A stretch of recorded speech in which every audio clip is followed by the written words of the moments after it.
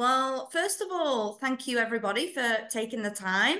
I know things can be a little bit of a rat run in the lead up to Christmas, so I appreciate it and wishing you all a very happy Friday as well. As Ollie mentioned, my name's Georgia. I'm the Director of Partnerships at Pathos Communications.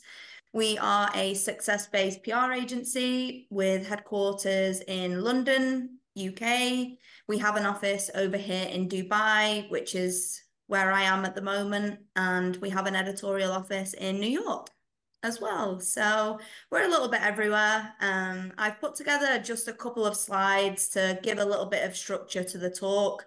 By all means, if anyone has any questions or any thoughts, please just do pop your hand up as we're going through, and we can have a little bit more of a conversation. So the power of PR for startups and entrepreneurs. Now, I thought it would be good to start the talk off with debunking a couple of myths that we have. So these are the ones that I've been rattling my brains and thinking, what are the common, misconceptions? The first one there, right at the very top, PR is for big companies only. Now, I think we can probably all agree that high-profile PR campaigns for big, massive corporate companies, often garner a ton of significant media attention. And I think the public and consumers might be a little bit more aware of larger scale initiatives, which does lead to the perception that PR is primarily the domain of big companies.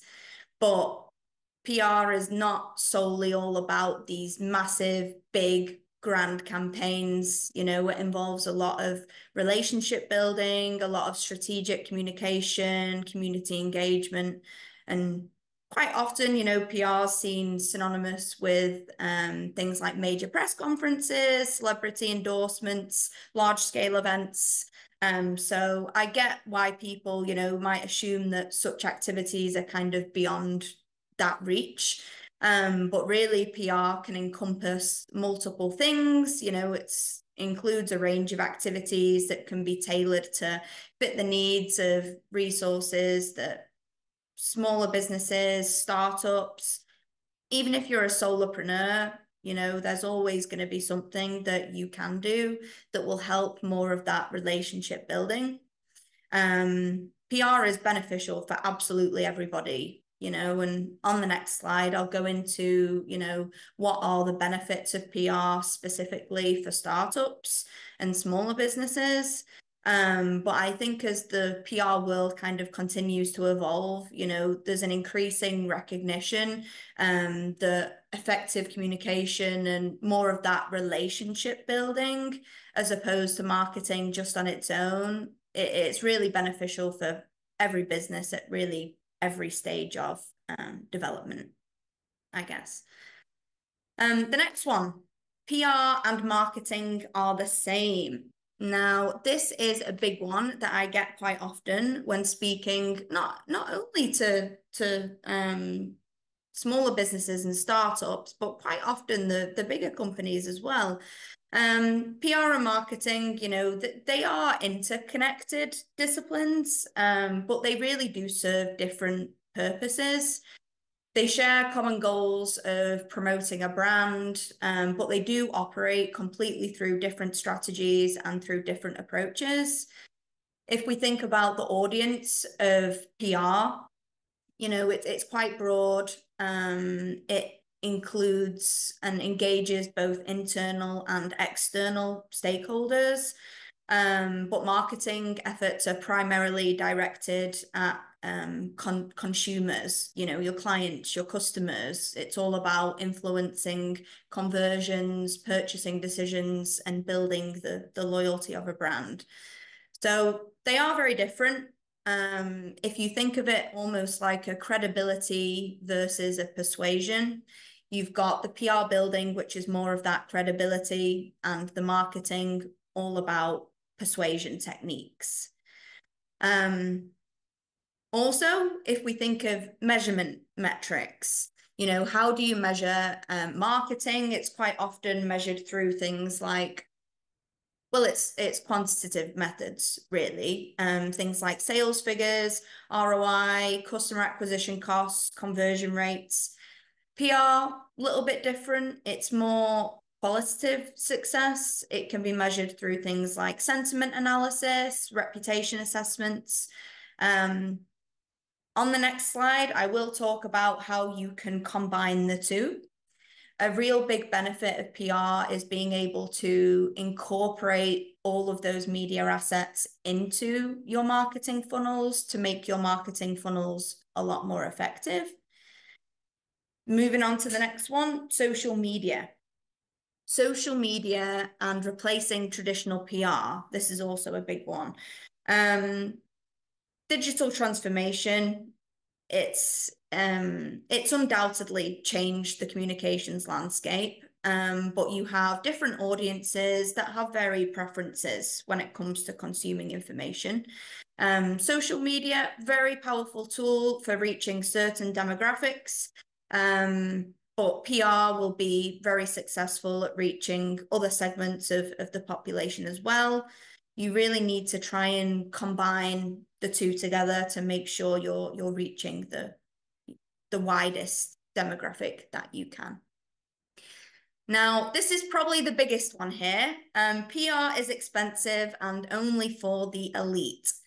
Now, I'm very common with the way that most PR agencies work. It'll be a case of a retainer, it'll be flat rate every month, or per quarter.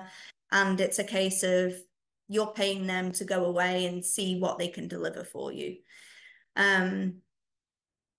Not the case with how we work. We actually have a success-based model, so we don't have retainers, we don't have upfront fees. We operate on a pay on results kind of model, so it's anyone would receive any invoice only once they've been successfully published.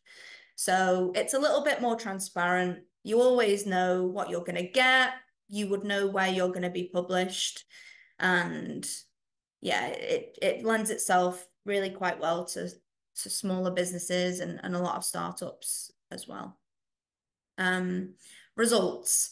Now, measuring PR can be a little bit tricky, especially for things like reputation and perception. Quite often, tangible outcomes might take time to show. A lot of PR, you need to be consistent with it. It's relationship-based. Strong relationships are crucial for effectiveness. You need time, you need trust, and you do need consistent communication as well. So yeah, before I move on to the next slide and kind of go through what all of the benefits can be and what you can do with PR once you get it, does anyone have any questions at all?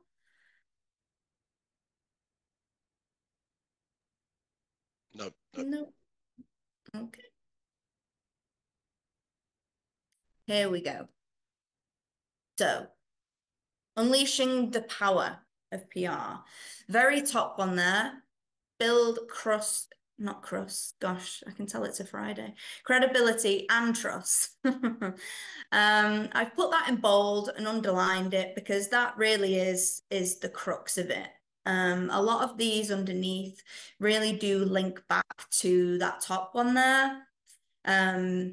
By building credibility and trust within your target market, within your demographic, that is going to have a knock-on effect to everything else that's underneath. Now, the big one, and probably the most common, I guess, PR goal, or when I have an exploratory call with a startup or even a solopreneur at very, very early stages, the first thing quite often they say to me is, I want PR because we're going through a funding round, or we want to attract investors, partners. We want to get in front of the eyeballs of things like venture capital firms, in which case from my side, we would always target the business and financial media. So we work with outlets like Forbes, Bloomberg, Benzinga. So by getting that kind of coverage, you are inevitably going to get in front of, a real great demographic of prospects. If we think of it from the investor's point of view as well, they are so much more likely to invest in not just a startup, but if you're able to position yourself as a thought leader or as an expert within your space, you're able to get across things like why you're passionate about what you're doing, what the vision you have is, what is the scalability of the work that you're doing. They are so much, you're going to pique a lot of interest because it's all about having strong reputation and it demonstrates a high level of credibility. Trustworthy, I guess, businesses as a whole are seen as less risky, which makes them a lot more appealing to potential investors. It can also actually help gain confidence for consumers, clients. They'll be more likely to make purchases, provide positive reviews if we think of referrals and repeat customers as well. So it's all about that relationship building. If we think about things like market changes as well, trust, credibility, create a foundation of goodwill that can be really quite important during times of change, during times of uncertainty. I know we've had a lot of that actually with some of our US clients that have businesses or startups in AI, especially in the legal sector, because we've had the closed door Senate hearings. There's been a ton of talk on AI regulation. Biden signed the executive order as well. So it's all about, solid reputation, better position to adapt to things like market conditions and navigate challenges a lot more successfully. If we think about employee recruitment then and retention, if you are able to speak about things like brand initiatives, you're really able to get across essentially why your startup or your business is a great place to work. You're a lot more likely to get in front of and to attract talented professionals. They're much more likely to want to join a company that's got positive image, which inevitably, is going to contribute to the growth and success of a business. I think industry awards, again, link back to that credibility and that trust building. It's something that you can incorporate into your other business funnels here as well. You can include these things on your website. They serve as massive conversion tools.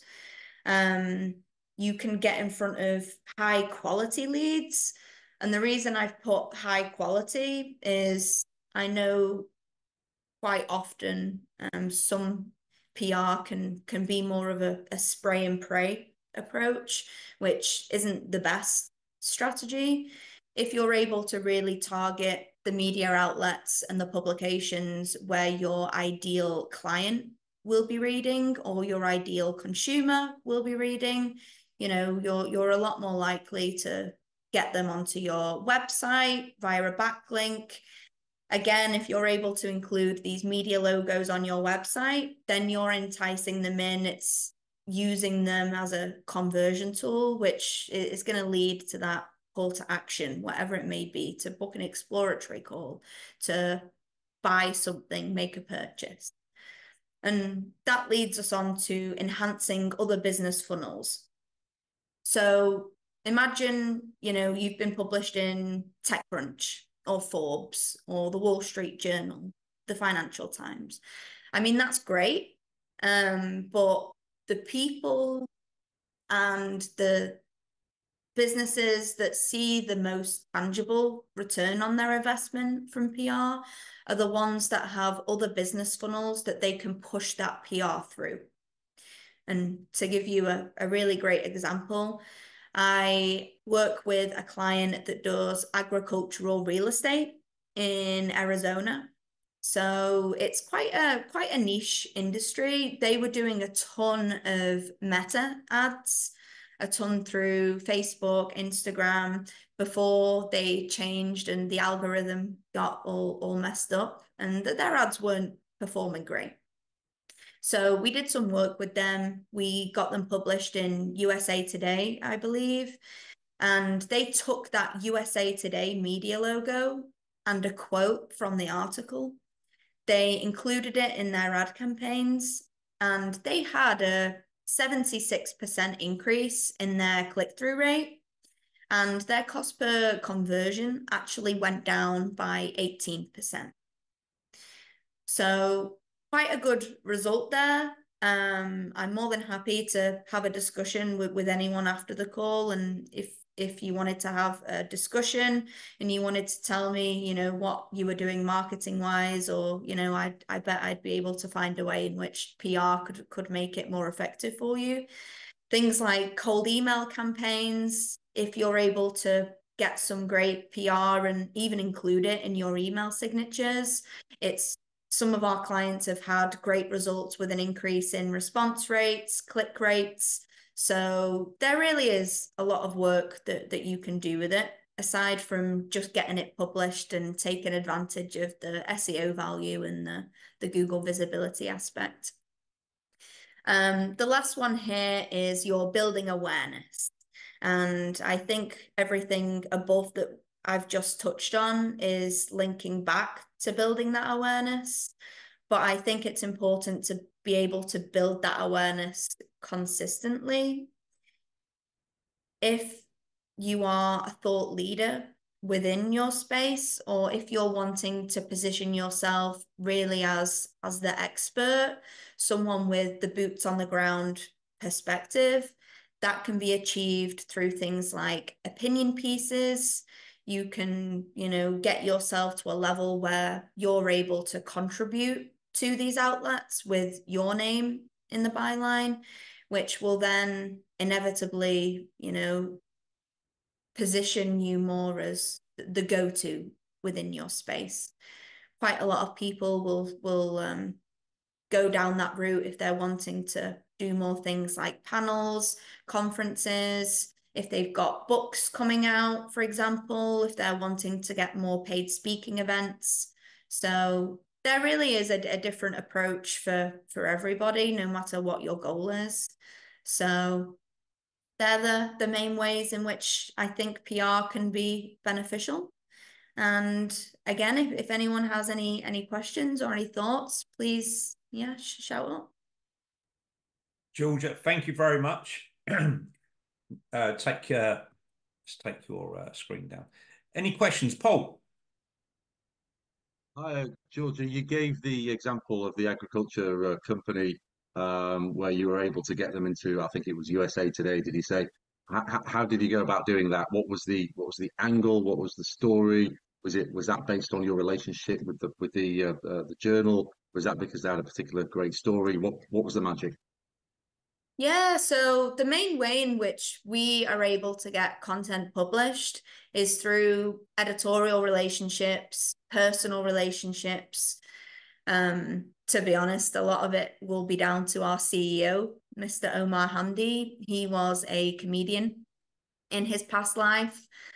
He was a presenter for the BBC. A lot of the relationships we have are really through him. But when we start working with a new client, we always start off with an exploratory call, and it's all about delving deep into what their story is.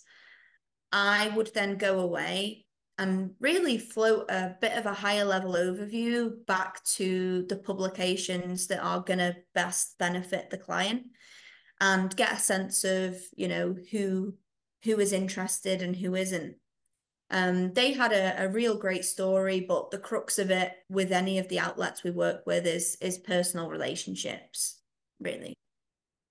And ballpark, sorry, follow-up question, just ballpark, what was the cost to that agriculture client for utilizing your services and to get into that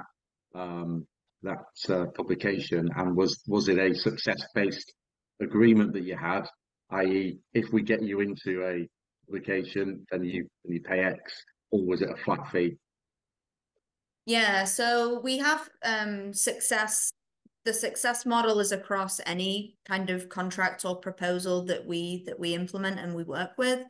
I believe that particular client, the success fee was 5,000 USD. Now, I do have a particular offering for all of you guys that I think would be beneficial that we are doing through a partnership with Startup to Stand Up. So that would be more of getting in front of those business and financial media outlets. So if anyone was interested in that, I'd be more than happy to discuss that after the call in a one-on-one as well. Thanks, Paul. Maybe you could send the offer over so we can share with our wider community as well, please, Georgia. Tom. Hi, Georgia. Thanks for all that info. That was great. I'm a specialist in brand positioning and messaging.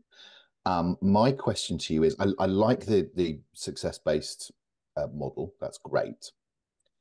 But that is the success of your execution. Yes.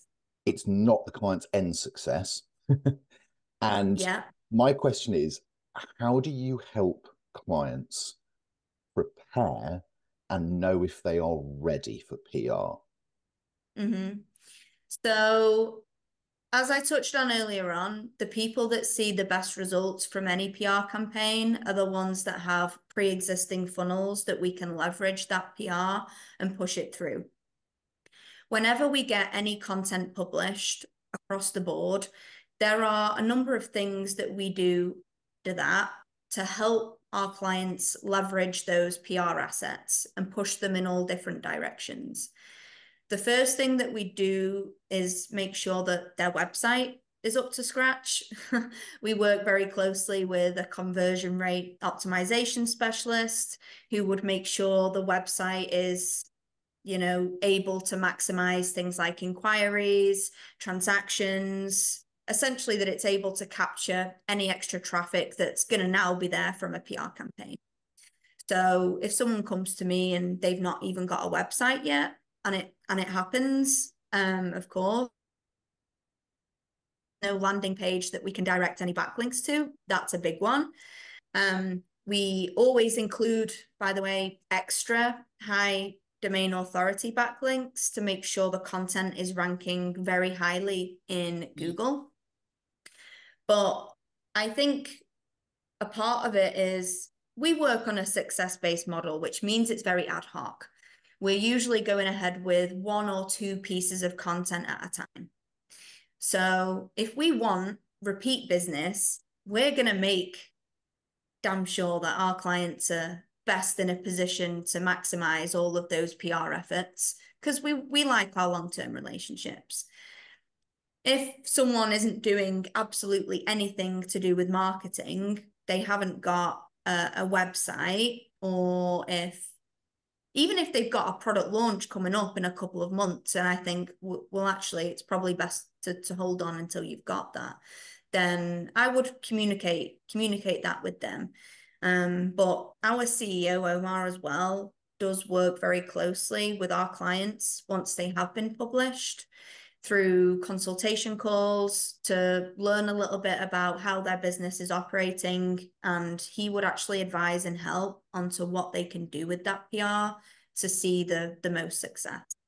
Thank you. I think the key point that I was kind of looking for, and you answered perfectly, was about having that CRO partner, because I've seen PR almost kill businesses through not through any fault of the PR agency, other than the fact that, exactly as you say, the landing pages were awful. The rest of the marketing's not there to support what the PR drives, and I've seen clients spend a lot and then get no ROI whatsoever, purely because they didn't know what they didn't know.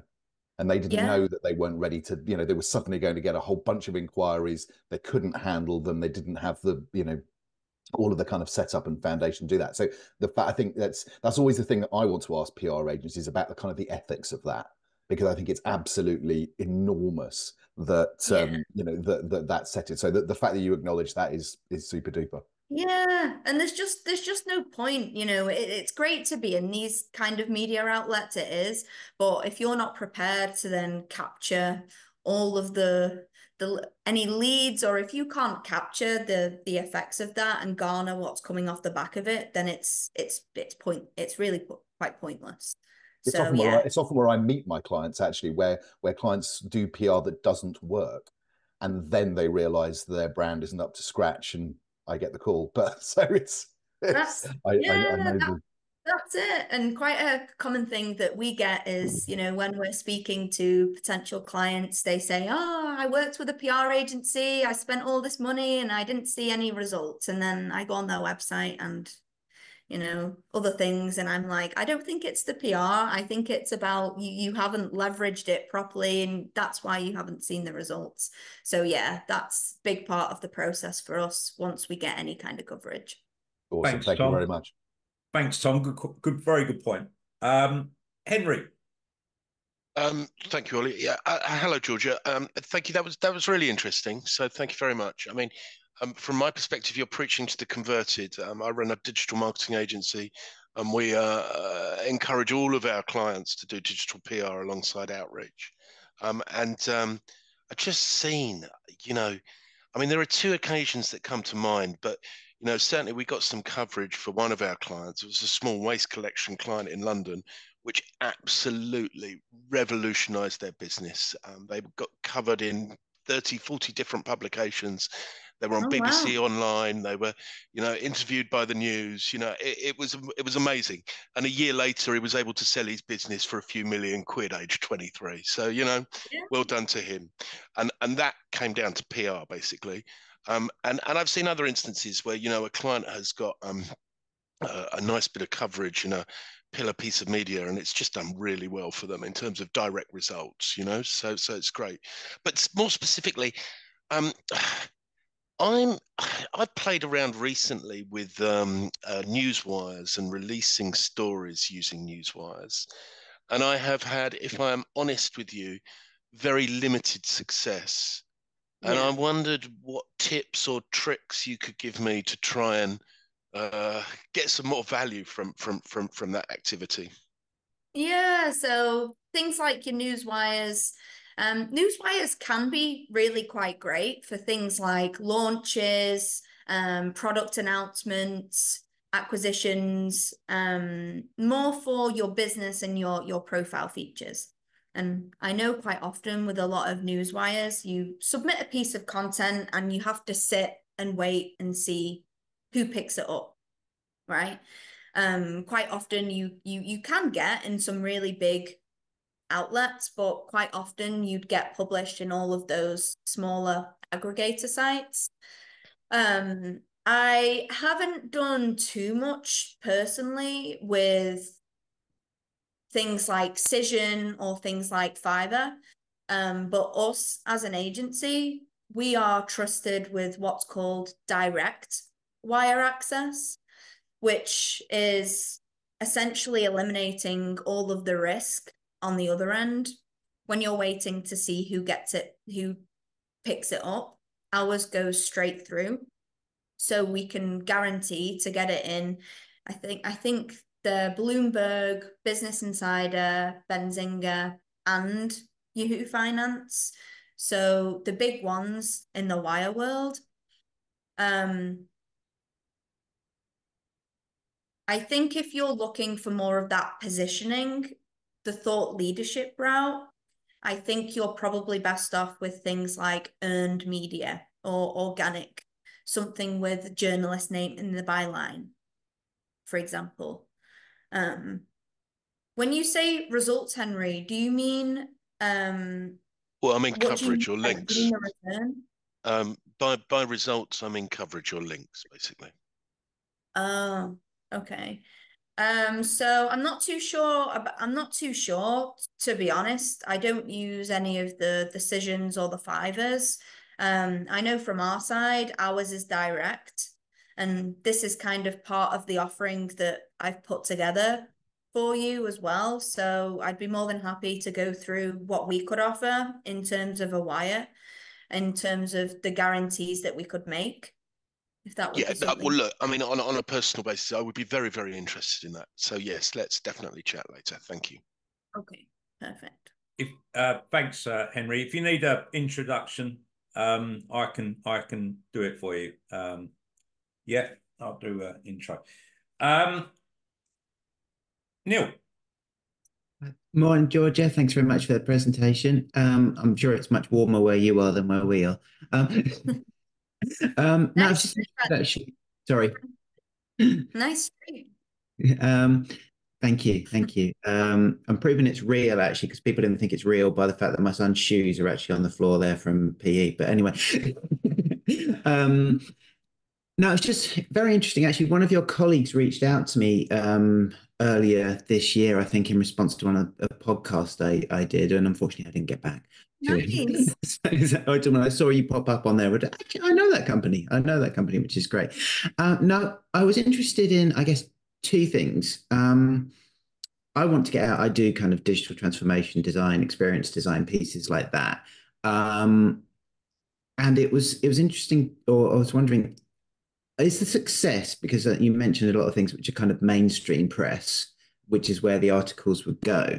Do you find that the success comes from, I guess, people reading those articles, or it's more the fact that once you've been published, you can then promote the fact that you've been published yourself, and it's that level of endorsement?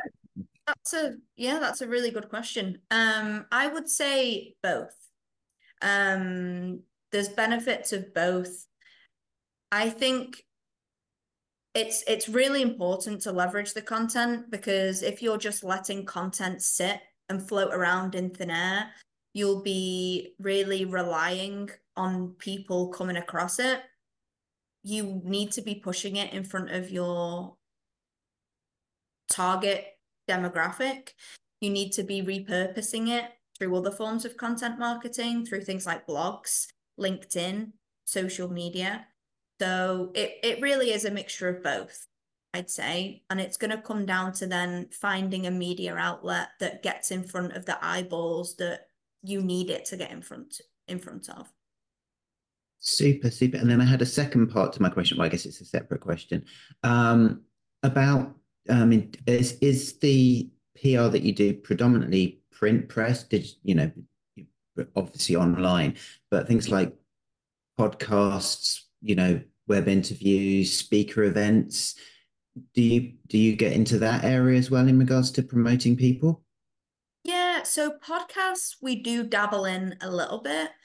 If I'm completely transparent, it's not really the bread and butter of what we do.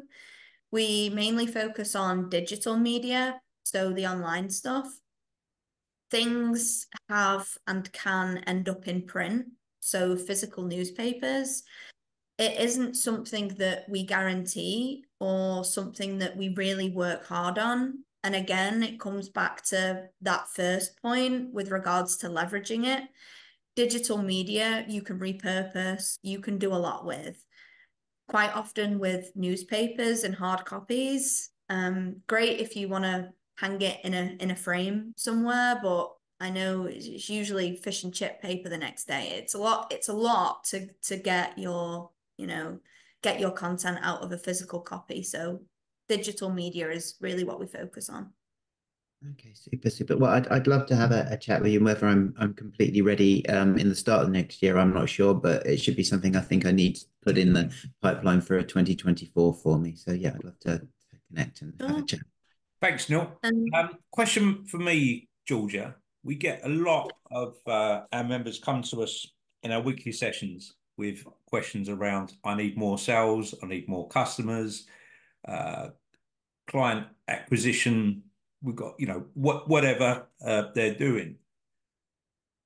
Can you give me some good examples, some additional examples where you've worked with a founding team, say up to 10 people, 1 to 10, and you've transformed or had a huge impact on the business? Mm-hmm. Assuming that they've got everything in place, they've got all the wheels on the floor. So one that I can think of, it's probably a little bit of a bigger business than what you just mentioned, but it's the first one that comes to my head because it was a couple of days ago. I'll pull up the message that I got from them. I received a lovely message from one of our clients that was published on NASDAQ. So NASDAQ, the very next day, their share price increased significantly. But what I can do, if anyone wants to see any case studies, I can put together some really good case studies for you to all to have a look at with businesses that are, relevant, startups, smaller businesses. What I can actually also do that might be quite good, I can link in the chat just here some of our video client testimonials. Brilliant. You'll see there's a lot of startups on there, and that's good to get a sense of the results that people have had. And again, Ollie, maybe if I can send you an email after the call with some case studies and examples, maybe you could share them. You made a good point earlier about industry experts and thought leadership. Even on a sort of micro targeting, where you're going, say for example, you've got a confectionery brand and you want to get into a certain retailer.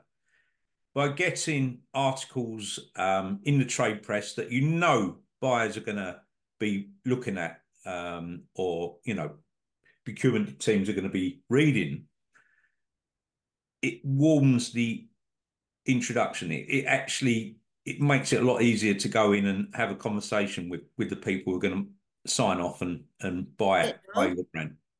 Yeah, because it's third-party market validation at the end of the day, and it comes back to that credibility building. You can include this kind of content in things like investor pitch decks. You can include it in your email signatures. So when you're reaching out to any potential prospects, the first thing that they're able to do is click on the Forbes link or the Business Insider link at the bottom of your signature, and they can read about what someone else has to say about you and your business. So yeah, there's a lot that you can do with it. Excellent. Georgia, it's been fantastic. Any